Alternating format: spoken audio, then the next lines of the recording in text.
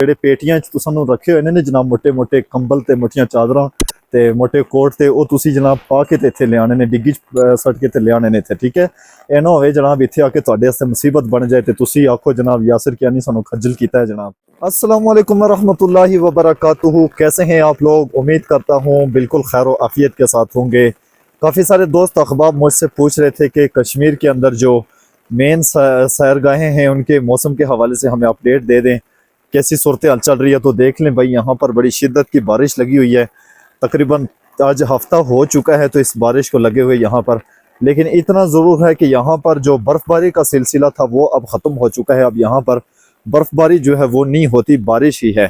तो मैं जहाँ पर रहता हूँ यहाँ पर कौन कौन सी सैरगाहें लगती हैं और उन सैरगाहों के ऊपर इस वक्त क्या सिचुएशन चल रही है, आज की वीडियो में आपको सारी डिटेल दे देता हूँ। तो प्यार दोस्तों, ये जो जगह है ये तोली पीर है। तोली पीर से थोड़ा सा पीछे खाई गले का मकाम है। तो यहाँ पर जो सैरगाहें लगती हैं, मतलब कि इस एरिया के साथ जो अटैच होती हैं जो जगह, उनमें सरे फरिश्त तोली पीर का मकाम है, जहाँ पर पहले तो बड़ी शिद्दत की बर्फ़बारी हुई, लेकिन अभी तकरीबन एक हफ्ते से बारिशें हो रही हैं। तो जो तोली पीर का मकाम है वो बिल्कुल चालू हालत में है। और वहाँ पर अगर होटलों की बात करें तो आपको अब सारे के सारे होटल्स खुले हुए मिलेंगे, क्योंकि मौसम जो है वो काफ़ी चेंज हो चुका है। मतलब कि लोग अब वापस आ चुके हैं अपने कारोबार के ऊपर। तो अभी जो भी कोई यहाँ पर आना चाहता है उसके लिए सारी रिहाइश का और हर तरह की सहूलत अब अवेलेबल है यहाँ पर। तो उसी के साथ अगर हम बात करें लसडन्ना के मकाम की, तो लसडन्ना का जो रोड है वो गुज़िश्ता दिनों में तकरीबन बंद रहा है, क्योंकि बड़ी खासी वहाँ पर बर्फ़बारी हुई थी।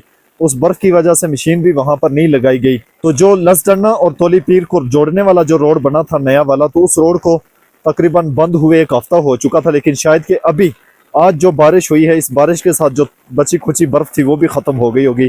तो मतलब कहने का ये है कि रास्ता जो है वो मुकम्मल क्लियर है, खुल चुका है। कल ही मेरा इत्तेफाक हुआ था तोली पीर जाने का, तो तोली पीर के ऊपर तकरीबन होटल्स खुल चुके हैं। और टॉप के ऊपर जहाँ पर बैठक है वहाँ पर जो होटल है वो तो मुसलसल खुला रहता है। उनका कहना यही है कि इस होटल को हम बड़ी बर्फ़ों के अंदर भी बंद नहीं करते, बल्कि ये खुला रहता है। तो उससे पीछे करके जो पार्किंग के ऊपर होटल्स वगैरह हैं वो सारे के सारे अब खुल चुके हैं। आपको बिल्कुल आसानी से यहाँ पर सहूलत मैसर हो सकती है। इससे आगे अगर जाना चाहेंगे लसडन्ना की तरफ, तो लसडन्ना की तरफ आप बाग की तरफ से आएंगे तो बहुत इजीली है, क्योंकि उस तरफ से आपको किसी तरह की परेशानी नहीं होती कि अगर रास्ता बंद है या खुला है।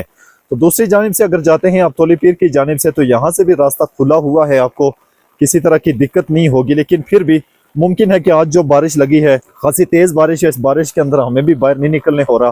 तो शायद वाली बात है कि उस रोड के ऊपर बर्फ़बारी हो, क्योंकि यहाँ पर बारिश होती है तो वहाँ पर लाजमी बात है कि बर्फ़बारी हो जाती है। तो इस बारे में कुछ कंफर्म नहीं है, मैं कोशिश करूंगा इस चीज़ को कंफर्म करके आप तक पहुंचाऊं। लेकिन अगर आज के दिन आप आना चाहते हैं तो आज के दिन रास्ते तकरीबन क्लियर थे। मतलब कि तोली पीर और लसडन्ना का मकाम जो है वो सैर तफरी के लिए मुकम्मल तौर पर खुले हुए हैं। तो अगर इससे आगे आप जाना चाहते हैं तो यहाँ से आगे दो सैरगाहें और भी हैं, बड़ी मशहूर हैं। एक तो शेरू डारा का मकाम है और दूसरा मकाम इसी एरिया में लगता है हाजी पीर का। तो ये दोनों जो मकामात हैं इनकी तरफ जाना से थोड़ा सा आप अगर ग्रेज ही करें इनकी तरफ जाने से तो ज़्यादा बेहतर है, क्योंकि ये कच्ची रोडें हैं ऑलरेडी। यहाँ पर अगर बारिश भी हो जाए तो कीचड़ इतना होता है कि यहाँ पर किसी तरह की भी गाड़ी ड्राइव करना खासा मुश्किल हो जाता है। तो ऐसी सूरत में इस तरफ जाना एक रिस्क हो सकता है। तो अगर आप इस रास्ते की तरफ जाने से गुरेज करते हैं, क्योंकि फ़िलहाल उस तरह की हरियाली नहीं है जिस तरह सीज़न के अंदर होती है, तो उस तरफ जाने में मज़ा भी इतना नहीं है। तो फिर भी अगर कोई शख्स जाना चाहता है तो वो एहतियात के साथ जाएँ। लेकिन इतना ज़रूर है कि इस रास्ते के अंदर अभी भी बर्फ़बारी मौजूद है और रास्ते का बंद होने का खदशा अब भी मौजूद है, क्योंकि यहाँ जो बारिश है यकीनन वहाँ पर बर्फ़बारी आज ज़रूर हो रही होगी। इसके बरअक्स अगर रावलाकोट की अंदर बात करें तो हमारे पास एक और भी मकाम है जो कि बड़ा ख़ास और मायानाज है। मतलब कि बंजूसा झील की अगर बात करें तो वहाँ पर बर्फ़बारी के अंदर भी आया जा सकता है, क्योंकि वहाँ पर बर्फ़बारी होते हुए भी मशीनरी अवेलेबल है और फिलफोर उस रोड को खोल दिया जाता है और वहाँ पर किसी तरह की आपको कोई परेशानी नहीं होती है। इसी तरह से अगर आप नड़गोला वाटरफॉल की बात करेंगे तो वहाँ पर भी आप बासानी जा सकते हैं। इसी तरह से छप्पेनी दार और दूसरे मकामात और भी हैं एक दो, जो कि बहुत आसानी से शहर के अंदर बंदर रह के जा सकता है। दूसरी जानिब अगर हम बाग की तरफ की बात करें तो बाग वाली साइड पे आप गंगा चोटी अभी भी जा सकते हैं, बहुत इजीली जा सकते हैं, क्योंकि वहाँ का रोड बिल्कुल क्लियर है और बर्फ़ के होते हुए भी गंगा चोटी की जो सैरगाह थी वो खुली रही है। और वहाँ पर सहूलियात जो है वो मेन पॉइंट के ऊपर तो नहीं है, लेकिन अगर थोड़ा सा आप पीछे की तरफ आएंगे तो वहाँ पर आपको सारी सहूलतें मिलेंगी और बहुत सारे होटल्स आपको मिल सकते हैं आसानी से। तो वहाँ पर आप अपनी रिहाइश भी रख सकते हैं और दिन के लिए ठहरने के लिए भी आपको जगह मिल सकती है। तो इसी के साथ ही अगर बाग की साइड की बात करें तो बाग की साइड बाड़ी कोट के अंदर मौजूद डोकें सारी की सारी खुली हैं, लेकिन वो सारा रास्ता पैदल आपको जाना पड़ेगा। इंतहाई खूबसूरत जगह है और ज़बरदस्त वहाँ का व्यू है। बहुत सारी वीडियोस मैंने उन जगहों के ऊपर बनाई हैं, अगर आप लोगों ने देखी हैं तो ज़रूर आपको पता चला। अगर नहीं देखी हैं तो आप उन वीडियोस को देख सकते हैं कि बाड़ी कोट की डोकें कितनी खूबसूरत हैं और उस इलाके के अंदर कितनी अल्लाह ताला ने खूबसूरती रखी हुई है। तो आप बिल्कुल उन वीडियोस का विज़िट कर सकते हैं, उनको देख सकते हैं और उन जगहों के ऊपर अपना अंदाज़ा लगा सकते हैं कि वो किस तरह की है।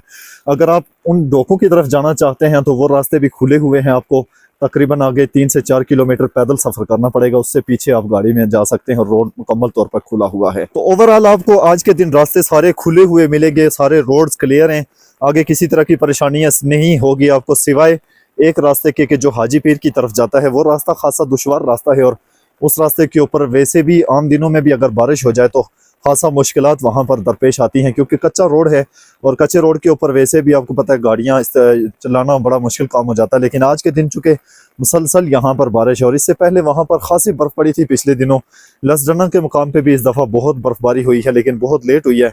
तो अब चूँकि सीज़न नहीं रहा बर्फ़ का, इसलिए बहुत देर तक बर्फ़ रुकती नहीं है, गल जाती है, जल्दी ख़त्म हो जाती है।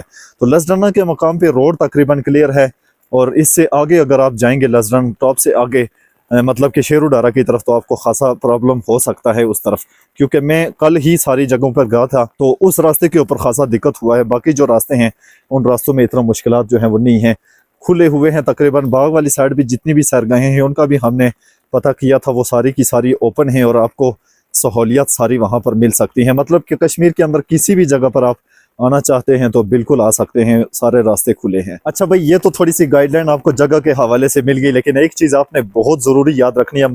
मतलब कहने का ये है कि बतौर नोट में आप लोगों से ये बात कहूँगा कि क्योंकि कल भी मैंने अक्सर जगहों पर देखा है जहाँ पर ख़वातीन और बच्चों को बहुत ज़्यादा प्रॉब्लम हुई है। उसकी वजह यह है कि आप लोग ये सोचते हैं कि शायद जैसा मौसम पाकिस्तान में है, जिस तरह की आबो हवा यहाँ पर है, उसी तरह की कश्मीर में भी होगी, तो बिल्कुल ऐसा नहीं है। आप जैसे ही कोहाला या आज़ाद पतन के पुल से इस तरफ आते हैं तो आपको मौसम के अंदर खासी तब्दीली देखने को मिलेगी, लेकिन इससे कबल भी आप फिर भी बेहतर आएंगे। लेकिन जैसे ही आप रावलाकोट सिटी के अंदर आएंगे या फिर बाग सिटी से आगे की तरफ निकलेंगे तो आपको मौसम के अंदर बहुत शिद्दत देखने को मिलेगी और यहाँ का मौसम खासा शिद्दत इख्तियार कर चुका है। मतलब कि इन बारिशों की वजह से खासी सर्दी है, तो इस सर्दी के अंदर ये ना हो कि आप ऐसे ही अपने हिसाब से आ जाए तो यहाँ पर आकर आपको किसी तरह की परेशानी हो, तो ये खासा नुकसान जो है वो आपके लिए हो जाएगा। क्योंकि जब आप तफरी के लिए आते तो आप गाड़ी से ही बाहर ना निकल पाए तो फिर बड़ा अफसोस हो जाता है। तो इसलिए कोशिश करें कि वो जेडे पेटियां तुसानू रखे हुए ने जनाब, मोटे मोटे कंबल ते मोटियां चादरां ते मोटे कोट ते वो तुसी जनाब पा के ते इत्थे ले आने ने, डिग्गी सट के ते ले आने ने इत्थे, ठीक है। ये ना होवे जनाब इत्थे आके तुहाडे वास्ते मुसीबत बन जाए ते तुसी आखो जनाब यासिर क्या नहीं सानू खज्जल कीता है जनाब।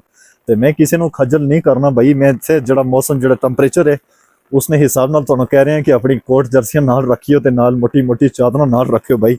तो हो सके तो छतरियां भी गड्डी च पा के ले आओ ताकि तुसानू बाहर गड्डी चो निकल के ते फिरने का मौका मिल सके जनाब। ठीक हो गया जनाब, इस चीज़ का आपने बिल्कुल खास ख्याल रखना है। और बिलखुसूस वो लोग के जो फैमिलीज़ के साथ आते हैं, बच्चों के साथ आते हैं, तो उन लोगों के लिए बहुत ज़रूरी है कि इस तरह का साजो सामान अपने साथ ज़रूर रखें। इस तरह के मौसम के अंदर यहाँ पर गर्मियों में भी सर्दी हो जाती है, आज तो सर्दियाँ हैं, तो अभी तकरीबन 2 महीने तक ये मौसम शिद्दत वाला है, तो उसके बाद थोड़ी सी नरमी आएगी, लेकिन बारिश की सूरत में उसके बाद भी खासा यहाँ पर प्रॉब्लम होता है। तो इन चीज़ों को मद्देनज़र रखकर आप प्लीज़ यहाँ पर आइए, ये ना हो कि आपको यहाँ पर आकर किसी तरह का मसाइल का सामना करना पड़ेगा। तो भाई मैं तो आग जला के थोड़ी सी सेकने लगा हूँ क्योंकि बहुत सर्दी लग गई है। आज बिजली बंद, हमारे पास सुबह से बिजली नहीं है, तो इस वजह से बड़ी सख्त शिद्दत की ठंड है भाई। आग के बगैर कोई चारा नहीं है। आप लोग अपना इंतज़ाम करें, मैं अपने लिए इंतज़ाम करता हूँ। अल्लाह हाफिज़, बाय बाय।